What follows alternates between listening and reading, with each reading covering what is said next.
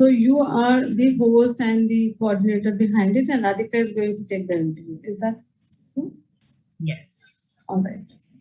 Yeah. So can we start, Mimaansha? And okay. So Indu ma'am, can you tell me exactly about yourself and how your childhood and your entire aura of your starting of your company has taken it forward? ये बहुत broad question पूछना आपने मुझसे. हाँ तो ma'am हमारे पास पूरा time है. तो हमारे पास लाइव आपने तो पूरे जीवन कथा पूछ ली आपने की क्वेश्चन. बिल्कुल मैम. आराम से. We have lot of time to listen to you all my life. No, I think आप पहले gradually हम यहीं पर ही पहुंचेंगे जो आपने पूछा है, but flashback में एकदम से जाना and पूरी स्टोरी को लेना क्योंकि बहुत bits and parts में निकलेगा सारा कुछ, back and forth चलेगा. So what are the top 3 things you would like to know about me? पहले वहां से शुरू करते हैं. Okay, tell us about your company now. What exactly your company is all about? ये तो आपने मुझे अप्रोच किया तो आपने पूरी रिसर्च की होगी इसके बारे में. नहीं, ये चीज वो है जो आप अपने दिल से बताना चाहते हैं कि आपकी कंपनी है क्या. What exactly are you into? Okay. अगर आप रियल में जानना चाहते हो दिल की आवाज तो ये कंपनी जो है माँ के दिल की आवाज है. ठीक है. एंड मैं जो भी हूँ सबसे पहले मैं एक मदर हूँ इस कंपनी के पर्सपेक्टिव से मैं बोल रही हूँ. सो इस कंपनी का जो भी कहते हैं ना कि सीख डला, that's because of my motherhood and my love and passion for teaching and my love and passion for teaching कोई मेरे माँ बनने के बाद नहीं स्टार्ट हुआ. ये मेरे बचपन से था जब मैं खुद एक स्टूडेंट थी. When I was in school. So मैं बहुत पॉपुलर थी इस बात के लिए कि स्कूल का होमवर्क स्कूल में खत्म करना है so that I'm not carrying any work home and I should have enough time, plenty of time to play and मुझे कोई रोकेगा नहीं कि पढ़ाई करनी है इसलिए खेलने का टाइम कम है. वो मेरा एक पर्पस होता था स्कूल में खत्म करने का. एंड देन बिकॉज मेरे पास टाइम बहुत होता था तो मैं क्लास में भी एंड फ्रेंड्स मेरे जो भी हैं उनको मैं पढ़ा भी देती थी साथ साथ. ये मेरे अंदर स्किल बचपन से ये कि जो चीज मुझे आती है मैं उसको बहुत अच्छे से पढ़ा सकती हूँ किसी को. ये नेचुरल था. It came naturally to me and I used to enjoy it like anything. Even if अगर बात करें नॉट एकेडमिक टीचिंग, सपोज हमारे जमाने में गली में खेलने का सिस्टम होता था जो अब नहीं है कि आप सारे बच्चे स्ट्रीट पर आ गए and they all are playing together. So कुछ भी हो रहा है स्कूल में, there is an annual event happening in the school. बहुत सारे रिहर्सल्स हो रहे हैं, उसके डांसेस हैं, स्किट्स हैं, कुछ भी हो रहा है. मैं सब कुछ वहाँ पे बाय ऑब्जर्वेशन सीख लेती थी कि ये वाला डांस है, ये वाला स्किट है. एंड मेरी एक फ्रेंड थी, उसकी मॉम क्लासिकल डांसर थी एंड उनके घर में डांस क्लासेस लगती थी. तो मैं वहाँ वेटिंग में बैठती थी, फ्री होगी तो हम खेलने जाएंगे टाइप्स. तो मैं वहाँ बैठ के वो भी सीख लिया. अब जब मैंने सब कुछ सीख लिया तो मुझे आके वो गली में बच्चों को सब कुछ सिखाना होता था. सो यही मेरा फेवरेट प्ले टाइम होता था. तो ये जो सिखाना पढ़ाना ये मेरा प्ले टाइम था तब से. सो माई लव फॉर टीचिंग तो मेरे पास शुरू से था. बट जब मैं मॉम बनी, बहुत इंटरेस्टिंग है, when I conceived my first child, मैंने कंसीविंग स्टेज पे बुक्स खरीदना शुरू कर दिया. जो मैंने पहला इंसाइक्लोपीडिया खरीदा वो मैंने तब खरीदा when I was carrying my baby. I was so fond of की now finally I have my own child जिसको मैं पढ़ाने वाली हूँ. आई वाज लुकिंग फॉरवर्ड कि मैं अब इसको पढ़ाऊंगी. अभी तक मैं दुनिया को पढ़ा रही थी. सो मैंने ग्रॉलियर कंपनी का पूरा encyclopedia and lot of other reading and picture books बहुत कुछ खरीद लिया. At that time it costed me 13,000 which was a huge amount for me कि मैं 13,000 का एक पूरा इतनी सारी बुक्स खरीद ली. और उस बच्चे के लिए जो अभी दुनिया में आया भी नहीं है, मेरी नजर में वो आ चुका था क्योंकि मेरे अंदर एक बात थी कि when my child is in my womb, वो स्टार्ट हो चुका है learning process. With that thought process मैं सारी एक्टिविटीज उस दौरान भी करती थी बिकॉज मुझे लगता था मेरा बच्चा मुझसे सीख रहा है तब भी कि मुझे कौन से म्यूजिक सुनना है, मुझे कौन सा, जैसे हे Ram used to be my favourite, Jagjit Singh का मैं वो सुनती थी. मैं टीवी पे क्या देख रही हूँ, मैं क्या खा रही हूँ. I was so conscious about being my motherhood कि मैं अपने बच्चे को क्या दे रही हूँ, mental food and the diet everything. So उसके मुताबिक बच्चा भी हुआ, तो मैं फोटो भेज दूंगी। सो मतलब मैं इतनी कॉन्शियस थी कि वो कैसा दिखना चाहिए, उसके लिए भी मैंने रूम में पोस्टर लगाया है। उसका कलर कॉम्प्लेक्शन कैसा होना चाहिए, उसके लिए मैंने व्हाइट रसगुल्ले भी खाए। मतलब मैंने हर चीज करी कि मेरे बच्चे का कोई भी एस्पेक्ट बिगड़ा हुआ नहीं हो, from value system to how my child should look like and to the mind. मुझे किसी ने, मैंने ना बहुत उस वक्त में डीके की एक बुक थी प्रेगनेंसी के ऊपर। DK is a very renowned publisher of UK, तो उसमें पूरा स्टेप बाय स्टेप बताया था how it impacts the child, कि अगर बच्चा 9th 3rd ट्राइमेस्टर के एक्सपेक्टेड डिलीवरी ऑफ डेट तक आप डिलीवर करते हो चाइल्ड को, तो उसकी ब्रेन की ग्रोथ कैसे होती है उस लास्ट मंथ में, वो ग्रोथ बहुत ज्यादा क्रिटिकल है बच्चे के लिए।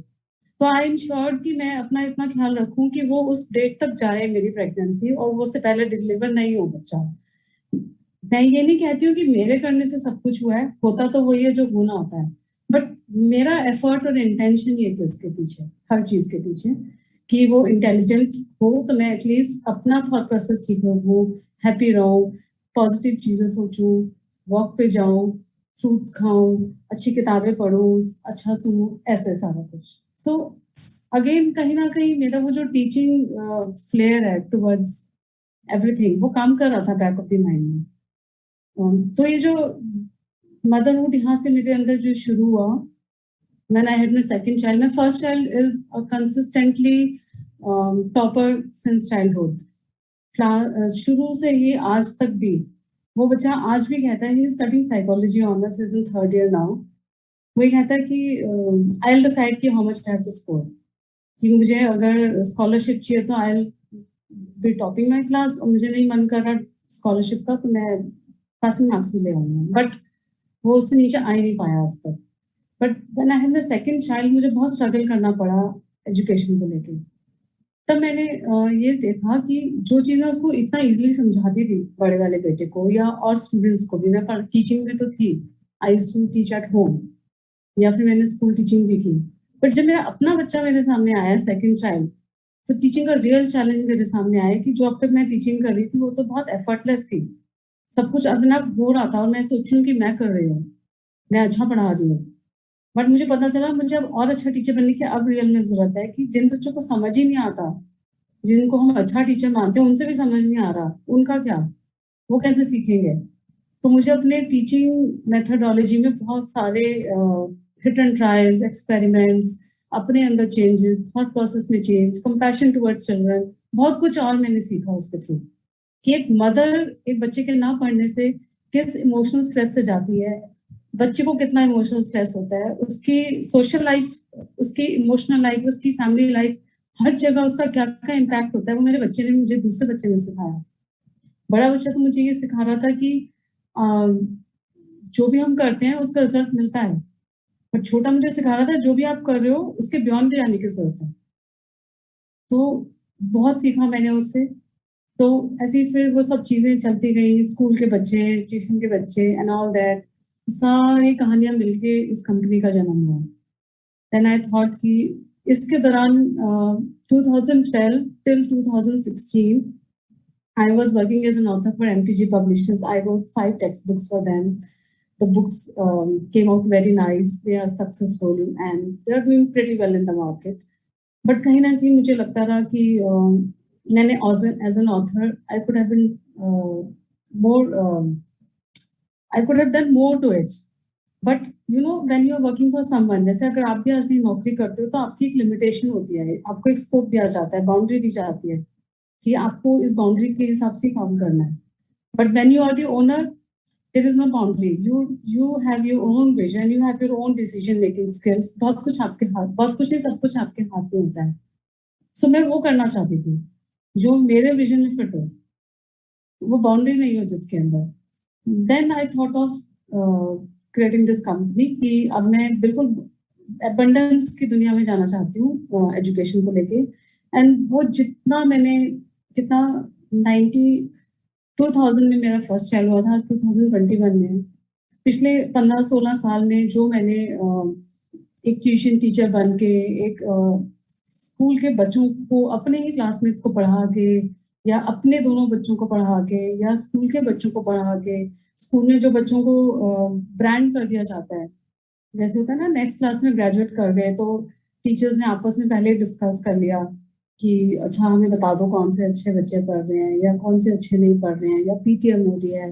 पेरेंट्स आधे कुछ पेरेंट्स तो बेचारे डरते हैं स्कूल में आने से कि फिर सुनने को मिलेगा criticism, you know this lot of emotional things happening at the parents side also, जिसको कोई देख ही नहीं रहा है। उसको तो छोड़ो, बच्चे का इमोशन भी नहीं देख रहे हैं, सब ये देख रहे हैं मार्क्स कितने आ रहे हैं, और मार्क्स नहीं आ रहे तो ये अच्छा नहीं है, मार्क्स आ रहे हैं तो अच्छा है। तो मैं इन सब चीजों को फाइट करना चाहती थी। मुझे लग रहा था कि जितना भी हम जनरेट कर रहे हैं ना सारा कुछ, ये एडोलेसेंस में आकर या टीनेज में आके या यंग एडल्टहुड में आके इसके रिजल्ट्स दिखते हैं। I met an income tax officer, she is a lady officer, she is still an income tax officer, she lost her child, 12th में था, टॉपर था, and he took an extreme step. ऐसे और भी बच्चों को मैं जानती हूँ। तो वो सारी चीजें भी थी मेरे बैक ऑफ द माइंड में कि ऐसा क्यों हो रहा है, एक इंटेलिजेंट बच्चा भी स्ट्रेस में है, एक नालायक बच्चा भी स्ट्रेस में है, जिसको हम नालायक बोलते हैं। बच्चा नहीं मानता मैं नालायक हूँ, हम बोलते हैं नालायक है, ठीक है। एट द एंड स्ट्रेस तो आया हर जगह पे। जो बच्चा अच्छा परफॉर्म कर रहा है उसको परफॉर्मेंस प्रेशर आ रहा है, जो अच्छा नहीं कर रहा उसको भी परफॉर्मेंस प्रेशर है। तो ये सारा थॉट प्रोसेस है। तो ये कंपनी आ गई, इस कंपनी में हम बच्चों के लिए सॉल्यूशंस प्रोवाइड कर रहे हैं in the form of workbooks. सुनने में लगेगा सिर्फ वर्कबुक्स हैं, but there is lot of thought process behind curating that content, taking care of their emotional health, their social skills. And content के अंदर हम जो वर्ड्स सुनते हैं, जो हम फ्लो बनाते हैं, जो हम सेंटेंसेस डालते हैं, वोकैबुलरी चूज कर रहे हैं, उसका जो ग्रेडिंग कर रहे हैं, उसका जो प्रोग्रेस, हर चीज के पीछे एक रीजन है। मतलब मैं आज अपने कंटेंट में एक एक वर्ड के पीछे रीजन बता सकती हूँ कि इसको इस पेज पर क्यों डाला गया, इसको डाला ही क्यों गया, इसको चुना क्यों हमने। That is how we have curated the content. So एक और मेरे अंदर थॉट था जो मैंने सारे स्ट्रेस में देखा कि एक ट्यूशन इंडस्ट्री इमर्ज कर रही है बहुत जबरदस्त तरीके से। Although I have also been a tuition teacher, but I was very selective. मेरे पास वो स्टूडेंट्स आते थे जिनके पेरेंट्स हर जगह से हार जाते थे, कहते थे कि हमारे बच्चे को शहर में पढ़ाने वाला भी कोई टीचर नहीं है, सबने हाथ खड़े कर दिए। तो मैं उस बच्चे को पढ़ाती थी, एंड बिलीव मी आज तक ऐसे जिस भी बच्चे को मैंने पढ़ाया है विद इन मंथ वो बच्चे ने around, no exaggeration of even 1%, anywhere in between 70 to 85% बच्चे ने स्कोर किया विद इन 1 month। जिस बच्चे को कोई टीचर पढ़ाना भी नहीं चाहता है कि ये हमारे बस की नहीं है, इसको कोई नहीं पढ़ा सकता, आप इसे ले जाओ यहाँ से, ये नहीं कर सकता। इवन ऐसे स्टूडेंट जिनको 11th में स्कूल ने भी डिक्लेयर कर दिया कि इसको मैथ्स नहीं देंगे, he doesn't have the aptitude to study maths। तो उसको बहुत मेहनतों के बाद जैसे एक चांस मिला कि ठीक है, कई बार होता है ना स्कूल के ऊपर प्रेशर होता है कि ठीक है चलो एक चांस दे देते हैं, उन्हें कॉन्फिडेंस होता है कि बच्चा करेगा तो है नहीं परफॉर्म, फिर हम इसको हटा देंगे। And he scored 82% in that test. तो इस तरह के एक्सपीरियंसेस आए सामने मेरे, बहुत मेरे खुद के लिए हुए केसेस हैं। एक स्टूडेंट, एक नहीं ऐसे 2-3 थे जिनके कंपार्टमेंट आया बोर्ड एग्जाम में, एंड उनके पास एक लिमिटेड टाइम पीरियड होता है प्रिपरेशन का। Again we studied, sat together for only a month and they scored distinction, जो कि पहले कंपार्टमेंट में बैठे हुए थे। Then there was a child who came to me on Friday and he has a test on Monday and there were 8 chapters. उसको कुछ भी नहीं आता है और वो कह रही है उसकी मॉम की बस आप इसे पढ़ा दो, पास हो जाए कैसे भी करके। And then we figured out a strategy and we fixed up 6 sessions for that child, क्योंकि फ्राइडे टू मंडे में मैं कितना लोड करूंगी इन्फॉर्मेशन बच्चे को, वो भी मैथ्स जैसे सब्जेक्ट में। I can not load the information, रट्टा भी नहीं लगवा सकती। मतलब हिस्ट्री होता तो शायद मैं उसको बिठा के रट्टा लगवा देती, वो रिप्रोड्यूस कर देता सारा, कहते ना वॉमिट आउट कराता, नंबर आ जाते हैं, कुछ भी। मैथ्स में तो कुछ भी नहीं कर सकते, आप कुछ भी नहीं कर सकते, अगर गलत है तो गलत है, सही है तो सही है। तो मुझे तो उसके दिमाग में, एंड ऐसा भी नहीं था कि ये मैंने 5 क्वेश्चन को अच्छे से करवा दिए तो इनमें से आने वाला है, कुछ छठा क्वेश्चन आने वाला है पेपर में। So we figured out a strategy कि इतना सारा syllabus, only 2 days, limited number of hours, कैसे पढ़ा जाए। And strategy work, we prepared only 60% of the syllabus यानी कि 80 मार्क्स में जैसे हमने 60 मार्क्स प्रिपरेशन करी and he scored 58 marks out of that 60 ही अटेम्प्टेड. सो इस तरह की जब सक्सेस स्टोरी सामने आती है और जब आपने इतना सारा इमोशनल स्ट्रेस खुद भी फेस किया है, बच्चों को देखा है, तो key to practice is there with all these thought processes, and the product is only workbooks. जो सुनने में मैंने only word लगाया है, but there's a lot behind it. Beautiful, ma'am. Beautiful. Amazing. So your company is specifically dealing with school students? Okay. From which standard to which standard? The workbooks are for primary school, basically pre-primary and primary. But abhi bhi hamare sub topics and sub classes cover nahi hai because we take a lot of time while preparing the content. Like maths is for grade 1 to 5, English is pre-primary 1 and 2, 3 is in the pipeline, Hindi is again 1 and 2. Pre-primary is not there. So जैसे जैसे हमें कोई अच्छा दिल को छूने वाला वो मिलता है रिसोर्स, हम उसके अकॉर्डिंगली काम कर रहे हैं. इट्स नॉट दैट कि मुझे ये बनाना है तो मैं किसी को भी पकड़ के हम कर लेंगे काम. So we take lot of time. Parents ever बोलते हैं कि वेटिंग कि आपकी ग्रेड 3 कब आएगी. मैंने कहा स्टिल इन द पाइपलाइन. कहते कब आएगी. मैंने कहा we take lot we are really slow in making the content because हमें मुझे ऐसा लगता है कि मैं बच्चे को फूड दे रही हूँ through my books. I'm serving food. The company is based out of which part of the country? Gurgaon. This is Gurgaon. Yeah. So when I cook food for my children in the kitchen, I really cook with a feeling. Otherwise, I won't cook. कि ये मेरे बच्चे ने खाना है तो बहुत hygienic होना चाहिए, टेस्टी होना चाहिए, उसको कितना मजा आएगा एंड उसकी हेल्थ अच्छी होगी एंड ऑल दैट. एक लंबी चेकलिस्ट होती है. So that is how we make the content also कि इस content को किसी बच्चे ने पढ़ना है. You know, जब एक छोटा बच्चा कुछ पढ़ता है, that's the first impression the child is getting. He is consuming that information. That means वो उसका food है, वो उसका foundation बनने वाला है. How the child is going to deal with this life. मैं information नहीं दे रही हूँ उसको. I'm working on this area. ठीक है? English तो उसको वो सीख जाएगा, हिंदी भी सीख जाएगा, सब सीख जाएगा. So my intention is not to teach the subject. So this is the product for primary classes, and then again I have my YouTube channel for senior schools, and I take one batch free of cost for senior classes. Like this last year I took for 10th, this year I'm taking for 11th. It's absolutely free, anyone can join. But ab maine batch, once I start with the batch, I don't allow new students to enter because then the flow breaks. But it's back to the society kind of thing. I insist on concepts and practice. So ma'am, tell me one instance which you actually faced struggle while you're starting this company of yours. Where you faced that during the initialization stages, where you felt that yes, this could be somewhere challenging, involving a lot of struggles in it, and then you just passed out with the flying colors. अगर सच्चा answer सुनना है देखो, क्योंकि social एक ना मेरी favourite line है. आप लोग यंग हो, मैं आप लोगों को जरूर बताना चाहूंगी, स्पेशली किंजल. मैं अपनी टीम को हमेशा बोलती हूँ कि there is a major chunk of people who एक डमी फिगर ले लेते हैं. फॉर एग्जांपल मैंने बोला मेजरली सब जितने भी लोग हैं उनको 97% लोगों को एक कैटेगरी में डाला जा सकता है. There is only few people who lie in the other category. So ये जो मेजर चंक है दे आर फॉलोअर कैटेगरी. उनको कुछ भी सर्व करेंगे दे आर जस्ट फॉलो. ठीक है. तो सोशल मीडिया क्यों सक्सेसफुल है आज? बिकॉज डिजिटली सब लोग फॉलोअर हैं and social media is all about following people. ठीक है.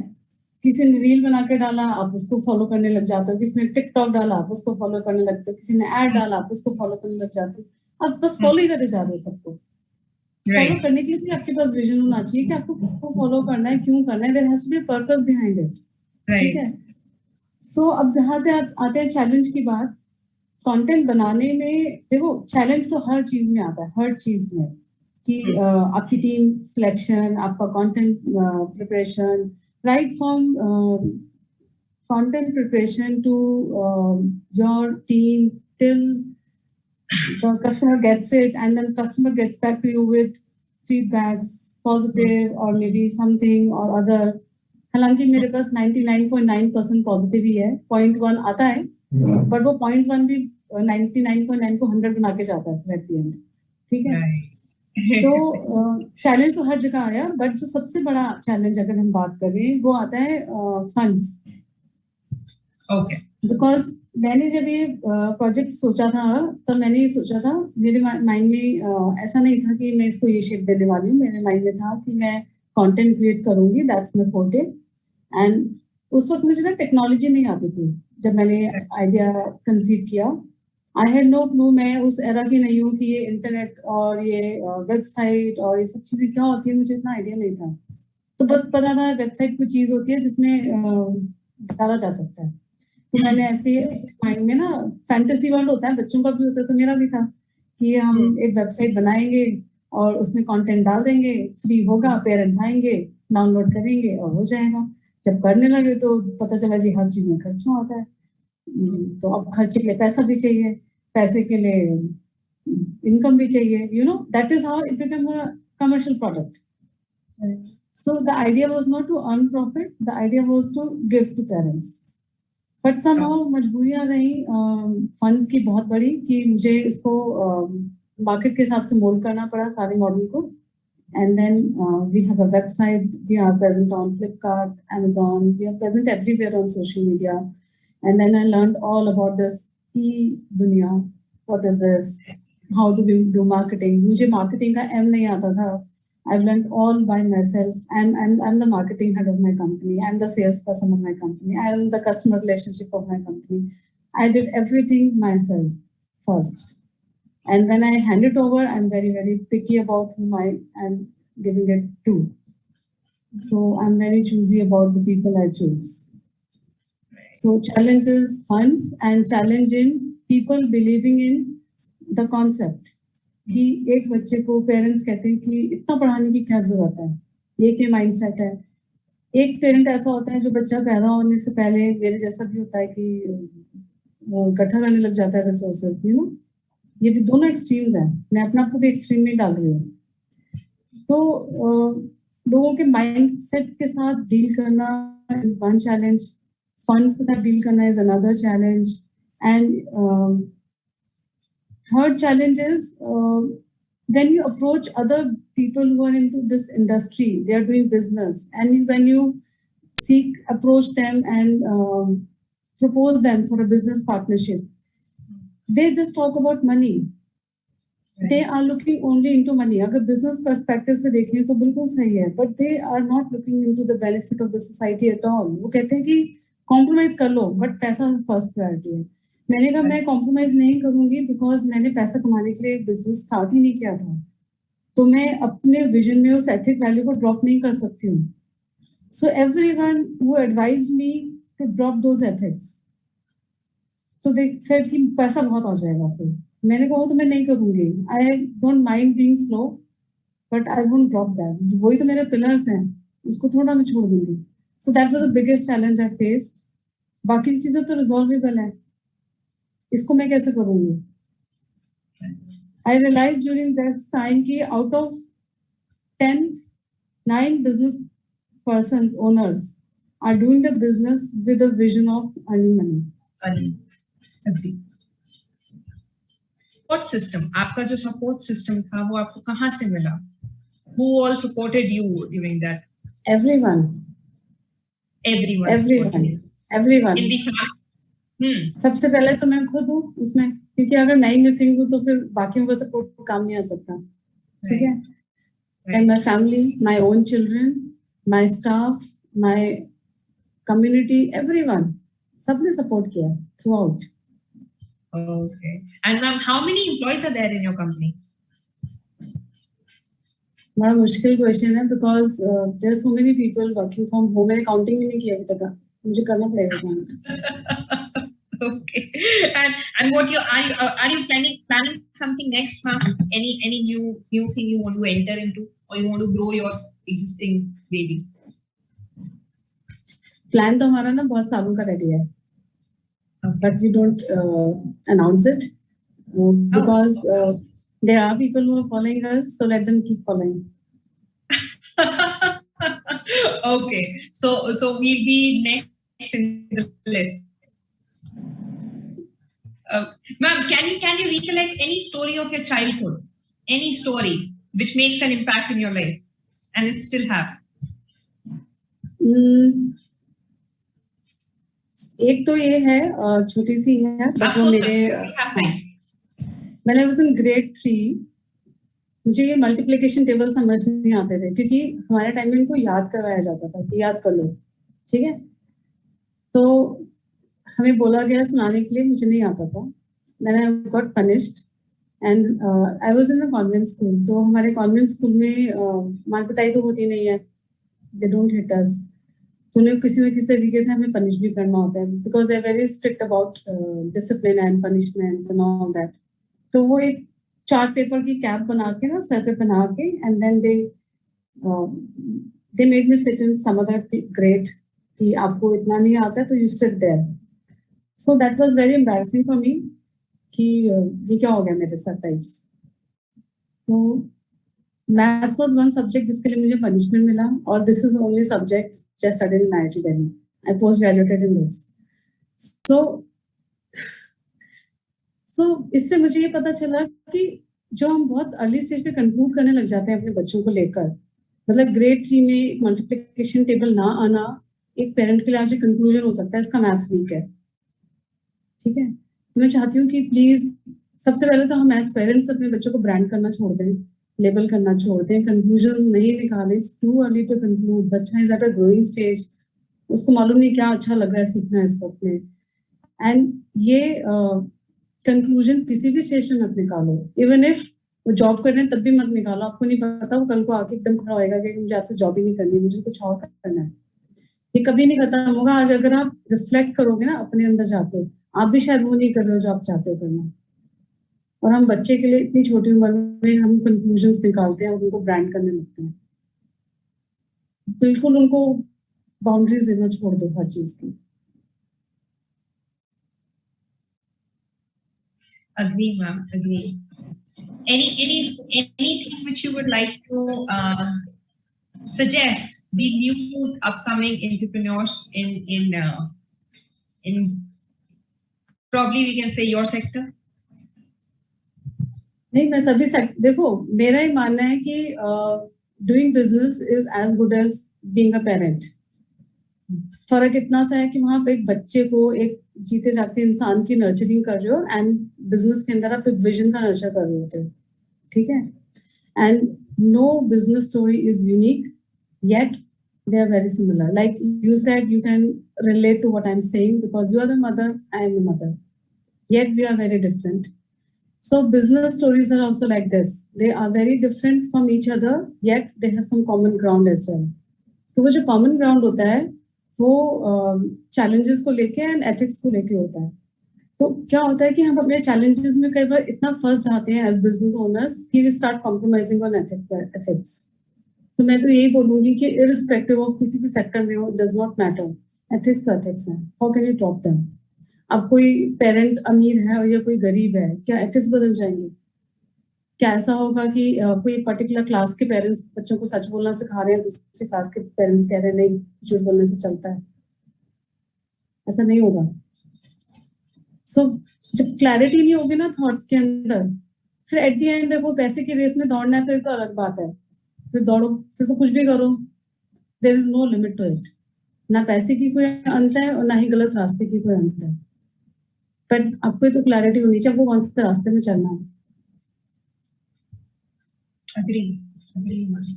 तो मैम आपको कभी ऐसा लगता है कि generally women are more ethical than men in workplace?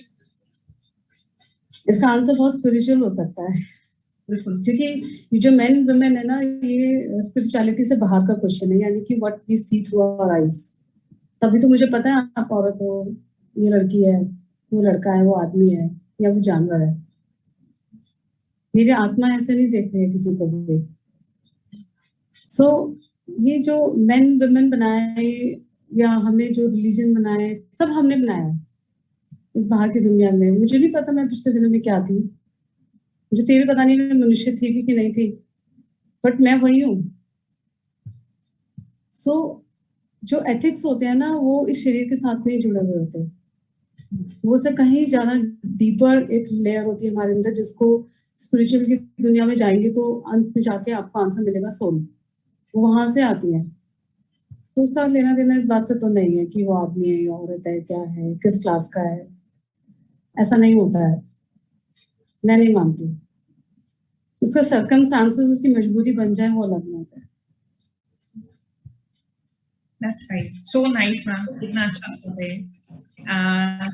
So next, ma'am, what makes you happy and what makes you sad?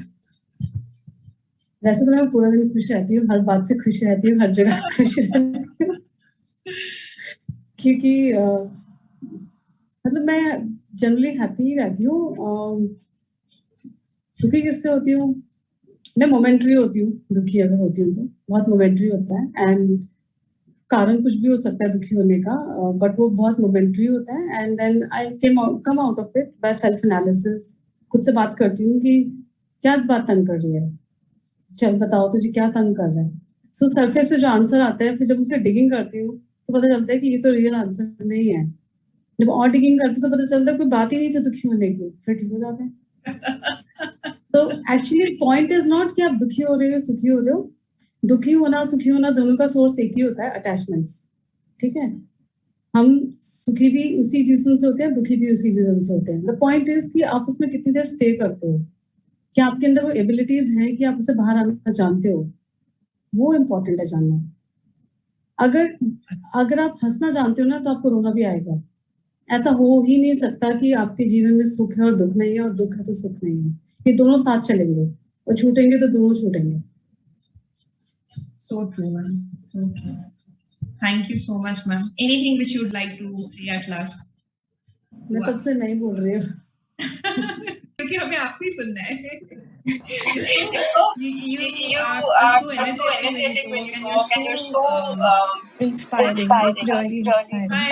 मुझे अगर किंजल बता दे कि रिकॉर्ड होने वाला है, फॉर्मल है, पूछे में थोड़ा प्यार हो मैम आपको बहुत अच्छा लग रहा है। मैं जैसे आप देख सकते हैं ना, मैं ऐसे रहती हूँ। अच्छी बात है ma'am. But it is through you. Actually, I would like to tell other two also, Memansha and Kinjal, we really require through you. So this is the best thing which can happen in this particular, that it's informal and she could able to speak her heart. So thank you so much, ma'am. Thank you to all of you. Ma'am, I just wanted to add something. Indu ma'am, first of all, thank you so much for taking this initiative, because I have been there. I was the student like this, like in my childhood, 3rd and 4th class, who always called as duffer. But eventually I grew, and later I got 90% in my 12th. So that the push you are giving is really necessary in the school, like for Indian school especially. So thank you so much, and it's a great initiative. Thanks. That's all. Thank you so much for all of you. मुझे तो बहुत अच्छा लगा सबसे मिलके। आप लोग Kinjal and मेमांशा ने कुछ बोला नहीं ज्यादा, but their face are communicating so much to me. So I would love to hear more from you. So stay in touch. Yes. Sure, ma'am. I'll try my 100%. I can able to do justice to whatever your feelings and emotions are when you are talking about yourself and your company. And trust me, ma'am, I'll try to get it published. This something which is back in my mind, which is there, and I'll surely send it to you also. And another thing, I'll be disturbing you very often now. Disturbing but हटा दो फिर। तो आप उसको कुछ भी समझ लीजिए, but मैं बहुत quite and often मिलती रहूंगी अब। ठीक है, okay. All right, thank you so much, ma'am. Thank you to all of you. Thank you. Thank you, ma'am. Thank you so much. Bye. Bye.